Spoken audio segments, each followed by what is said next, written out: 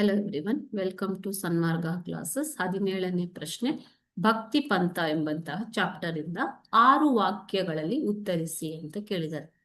ಸೂಫಿ ಸಂತರು ಯಾರು, ಅವರ ಬೋಧನೆಗಳು ಯಾವುವು ಅಂತ ಕೇಳಿದ್ದಾರೆ. ಸೂಫಿ ಸಂತರು ಪರ್ಷಿಯಾದಿಂದ ಆಗಮಿಸಿ ಭಾರತದ ವಿವಿಧ ಭಾಗಗಳಲ್ಲಿ ನೆಲೆಸಿದವರು. ಅವರನ್ನ ಪೀರ್ ಅಥವಾ ಗುರು ಎಂದು ಕರೆಯಲಾಗುತ್ತೆ. ಓಕೆನಾ. ಅವರು ಸೂಫ್ ಎಂಬಂತಹ ಒರಟಾದ ಉಣ್ಣೆಯ ಬಟ್ಟೆಗಳನ್ನ ಧರಿಸ್ತಾ ಇದ್ದರು. ಆದ್ದರಿಂದ ಈ ಮುಸ್ಲಿಂ ಸಂತರನ್ನ ಸೂಫಿಗಳು ಎಂದು ಕರೆಯಲಾಗಿದೆ. ಪ್ರೀತಿ ಮತ್ತು ಭಕ್ತಿಯ ಮೂಲಕ ದೇವರು ಅಥವಾ ಅಲ್ಲಾಹನನ್ನು ತಲುಪಲು ಸಾಧ್ಯ ಎಂಬುದಾಗಿ ಈ ಸೂಫಿ ಸಂತರು ಬೋಧಿಸ್ತಾರೆ. ಮತ್ತೆ ಎಲ್ಲ ವರ್ಗದ ಜನರನ್ನು ಗೌರವಿಸುವ ಮಹತ್ವವನ್ನ ಇವರು ಒತ್ತಿ ಹೇಳಿದರು. ಭಕ್ತಿಯಿಂದ ತುಂಬಿದಂತಹ ನೃತ್ಯ ಮತ್ತು ಸಂಗೀತವು ನಮ್ಮನ್ನು ದೇವರಿಗೆ ಹತ್ತಿರ ತರುತ್ತದೆ ಎಂದು ಅವರು ನಂಬಿದ್ದರು.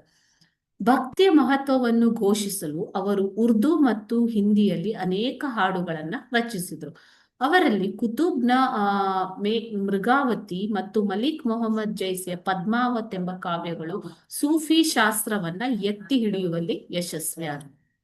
ಭಾರತದ ಹಲವಾರು ಭಾಗಗಳಲ್ಲಿ ಹಿಂದೂ ಮತ್ತು ಮುಸಲ್ಮಾನರ ನಡುವೆ ಅಂತರವನ್ನ ಕಡಿಮೆ ಮಾಡಲು ಪ್ರಯತ್ನಿಸಿದರು. Okay, thank you.